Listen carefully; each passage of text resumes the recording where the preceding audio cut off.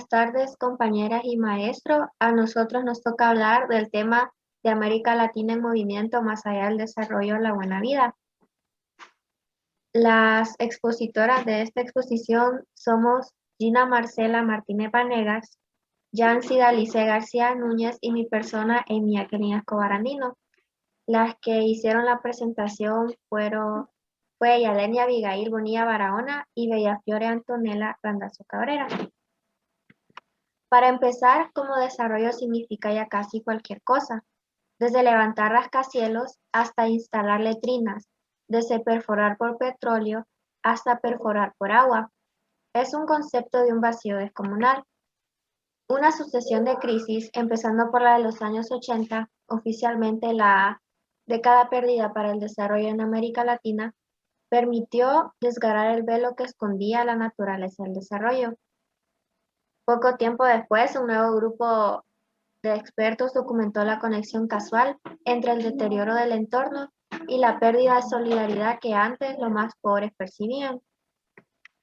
En el nuevo episodio colonial nos habla bastante que en la actualidad el desarrollo es un término que alude bastante a proyección de construcción de viviendas, al despertar de un niño, a la parte media de una partida de ajedrez. Para 2/3 partes de la gente en el mundo, el desarrollo significa por lo menos una cosa: la capacidad de escapar de una condición vaga, indefinible e indigna, y a esto se le llama subdesarrollo. En los años 30, nosotros no éramos subdesarrollados. Al contrario, buscábamos nuestro propio camino. Y en 1949, el presidente Truman tomó posesión y acuñó el término subdesarrollo. Y todo esto fue para que nosotros pudiéramos identificar una calamidad específica que actualmente afecta a la mayor parte de los seres humanos y a la mayoría de los países que están fuera de Estados Unidos. Bueno, siguiendo con el tema, después de Truman se ha sucedido una detrás otra, a cortos intervalos, las teorías del desarrollo y el subdesarrollo. El principal defecto de la mayor parte de las pseudodefiniciones de desarrollo es que se basan en la manera en que una persona o un grupo de personas describe las condiciones ideales de la existencia social.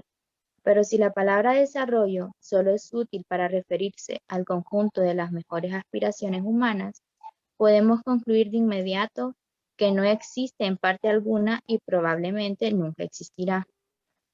Sin embargo, a medida que las definiciones del desarrollo se hicieron más variadas y contradictorias entre sí, sus connotaciones adquirieron mayor fuerza. Y podemos definir varios términos de desarrollo. Podemos decir que es un vector emocional más que un término cognitivo, que es lo que tienen las personas, áreas y países desarrollados y los demás no. Significa iniciarse en un camino que otros conocen mejor, avanzar hacia una meta que otros ya han alcanzado, esforzarse hacia adelante en una calle de un solo sentido. Significa sacrificar entornos, solidaridades, interpretaciones y costumbres tradicionales en el altar de la siempre cambiante asesoría de los expertos. El desarrollo promete enriquecimiento, pero no se puede confiar en nosotros mismos, sino que hay que confiar en los expertos que lo llevarán a uno al desarrollo. Entonces, explicando esto, podemos decir que desde un punto de vista, el desarrollo es el proceso histórico por el cual una sociedad progresa y crece continuamente. Pero también existe el subdesarrollo. El término subdesarrollo es empleado para referirse a un estado o una situación de una nación que carece del nivel socioeconómico considerado el adecuado. En otras palabras, señala que el desarrollo de un país está por debajo de un cierto nivel y que esto lo caracteriza como pobre, con poca capacidad para producir, que carece de educación, de trabajo, de una buena alimentación y que en general de una vida digna. El presidente Truman empleó este concepto para referirse al subdesarrollo como una condición indeseable, y así se comenzó a ver desde entonces. Es por eso que reconocerse como subdesarrollado implica aceptar una condición humillante e indignante. Ahora seguimos con la ruptura. Los 80 momentos de revelación. Descubrieron que aún contaban con la bendición de su dignidad y con ella venía su propia definición de la buena vida, del buen vivir, de sus formas sensatas y conviviales de honrar a la madre tierra y de convivir con otros. Descubrieron que al final de cuentas, el desarrollo solo significa aceptar una definición universal de la buena vida, que además de inviable, carecía por completo de sentido. Descubrieron además que era enteramente factible llevar a la práctica sus propias definiciones del buen vivir. Entonces, en los años 80, el movimiento del desarrollo ya era importante para la sociedad. Todos los países querían estar a la altura de Estados Unidos e incluso más allá. Ninguno quería ser segundo y mucho menos considerarse un país subdesarrollado. Entonces fue de esta manera que los países más ricos con las personas más ricas multiplicaron sus riquezas. Entonces, el desarrollo era un buen negocio para las personas ricas, pero uno malo para las personas pobres. Sin embargo, en los 80 también hubo una rebelión, particularmente entre los marginados, como era de esperarse. Hubo un despertar. Se dieron cuenta que pese a todo, ellos aún contaban con su dignidad y de su propia definición y forma de vivir y de convivir con otros.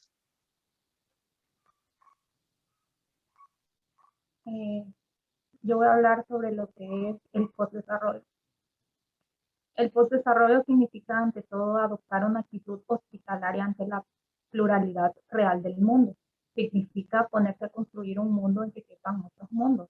Se trata de abrirse hospitalariamente a un pluralismo, en que las diferencias culturales no solo sean reconocidas y aceptadas, sino celebradas. Desarrollo significa encontrarse con la buena vida, curando al planeta y al tejido social del daño que les causó la empresa desarrollista.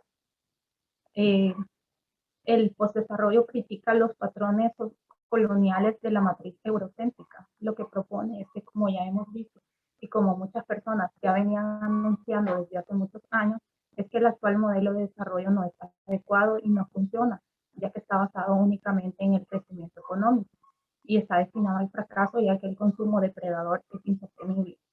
Lo que comenzó como una crisis se ha convertido en una crisis económica global y después en una crisis económica estructural. Cada vez son más quienes proclaman el final del capitalismo, que ha dejado al descubierto sus innumerables debilidades y proponen un nuevo modo de hacer las cosas. Las crecientes desigualdades, conflictos sociales y catástrofes ambientales nos indican que es momento de poner en marcha algo nuevo y debe ser un modelo que no esté basado en la riqueza económica, sino que vaya acompañado de valores sociales y humanos que apuesten por la solidaridad, la igualdad, la sostenibilidad y por un nuevo planteamiento de objetivos y medios. De lo siguiente que voy a hablar es del camino a la emancipación. Existe consenso general sobre el hecho de que nos encontramos al final de un ciclo histórico. Terminó el consenso de Washington confirmando el funeral del neoliberalismo, cuya procesión inició en el Banco Mundial en 2007. En círculos académicos se examina por primera vez con seriedad la tesis de que nos encontramos en la fase final del capitalismo como régimen de producción. Se habrían desmontado ya los pilares fundamentales del modo de ser y de pensar en los últimos 200 años, finalizando la era moderna. Cambiar el mundo es muy difícil, quizá imposible, pero construir un mundo nuevo es factible. Proliferan actividades aparentemente inocentes, que no tienen a primera vista un contenido político. Surgen monedas locales, Colombia, Argentina y México. Tecnologías apropiadas como bicimáquinas, sanitarios ecológicos secos o concentradores solares construidos localmente. Desafían a la sociedad tecnológica. La lista de iniciativas es interminable y nada tienen de inocentes. Construyen realmente un mundo nuevo y luchan para evitar el desastre. La emancipación significa el paso de un estado de dependencia a un estado de autonomía, en el cual todos los lazos de sujeción ceden o se rompen, liberando al individuo. Así, la emancipación puede asociarse a la recuperación de la libertad, la potestad o la soberanía para tomar decisiones, actuar y determinar el destino propio. Asimismo, Marx consideraba que se podía obtener la emancipación social cuando nos liberamos de las relaciones de dominación a las que nos obliga el sistema capitalista. Y por último, estamos todos en un barco, en medio de la tormenta perfecta. En el cuarto de máquinas disputan intensamente políticos, científicos, dirigentes sociales, funcionarios, partidos políticos. Todos tienen ideas sobre cómo enfrentar la dificultad. Tan ocupados están en su debate que no perciben que el barco se hunde, pero realmente en cubierta se da cuenta claramente. Algunos, con sesgo individualista, saltan del barco y se ahogan. Los demás se organizan y en pequeños grupos construyen botes y balsas y empiezan a alejarse del barco. Surgen pronto mecanismos para articular los empeños hasta que descubren que están en medio del articulado de convivialidad. Observan a la distancia como sus supuestos dirigentes se unen junto con el barco.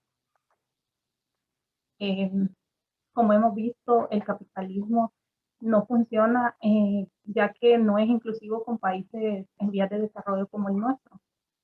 Y por eso es que miles de movimientos sociales se han formado con el fin de reafirmar que el desarrollo está en crisis y necesitamos diseñar alternativas y cambios en los sistemas económicos y culturales.